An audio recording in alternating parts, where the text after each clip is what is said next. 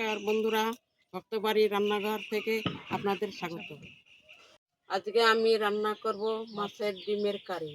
এবার আপনারা দেখে নিন মাছের ডিমের কারি রান্না করতে কি কি লাগে। আদা, রসুন, লবণ, হলুদ, পেঁয়াজ, জিরে, লঙ্কা, তারপরে দই আর তেল। মশলাটা বেটে নেব, তারপর দেখে নিন। আদা, রসুন, লাল লাল লঙ্কা, তেজপাতা,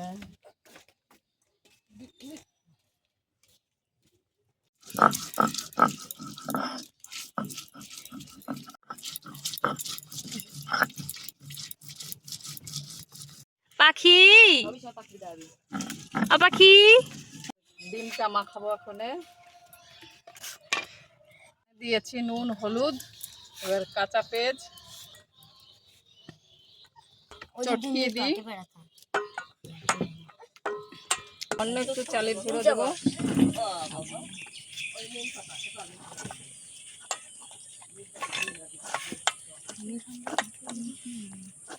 এবার আমি কড়াতে তেলটা দিয়ে দিলাম।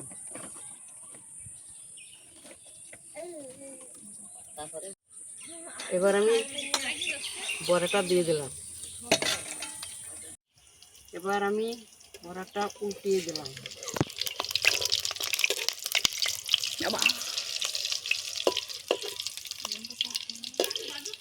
বড়াগুলা উঠে নিচ্ছে, আর কাটা আছে এটাও ভেজে নেব। আর আমার নাতনকে একটু দিলাম, খেয়ে দেবে কিরকম হয়েছে। ভালো হয়েছে, খুব সুন্দর হয়েছে।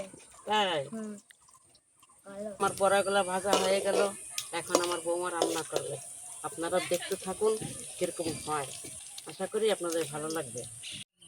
আমার শাশুড়ি মা মাছের ডিমের বড়াটা ভেজে দিল। আমি এখন ডিমের কারিটা রান্না করব। কি কি দিয়ে রান্না করব দেখুন।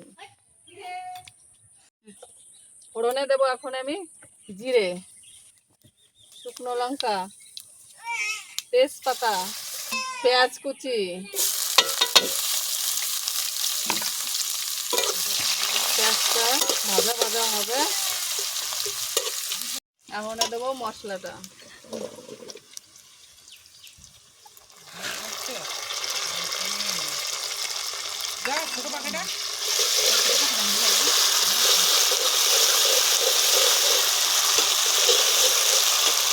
এখন দেবো পাকা টমেটো। ভাজা হয়ে গেছে, এখন দেবো লবণ, দেবো হলুদ গুঁড়ো,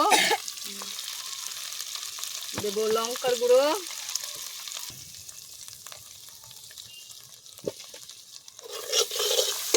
এবার দেবো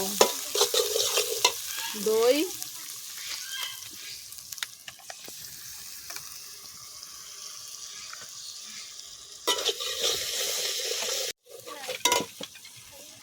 তেল ছেড়ে দিয়েছে। এখন বড়াটা দেবো।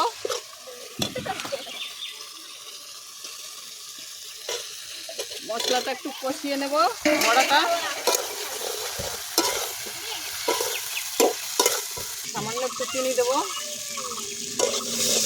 এবার নেড়ে ছেড়ে জল দেবো। কষানি হয়ে গেছে আমার।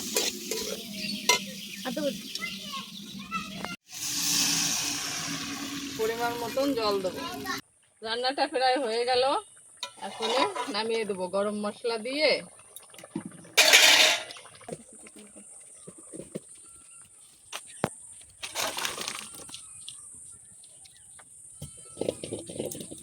আমার শাশুড়ি মারে দিচ্ছি, খেয়ে দেবো।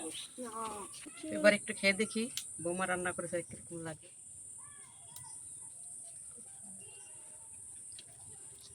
কেমন হয়েছে ঠাকুমা? খুব ভালো হয়েছে। এইভাবে আপনারা রান্না করে খেয়ে দেখবেন কিরকম লাগে। ভাতের সময় খাবেন এবং রুটি দিয়ে খাবেন এবং মুড়ি দিয়ে খেলেও আরো ভালো লাগবে।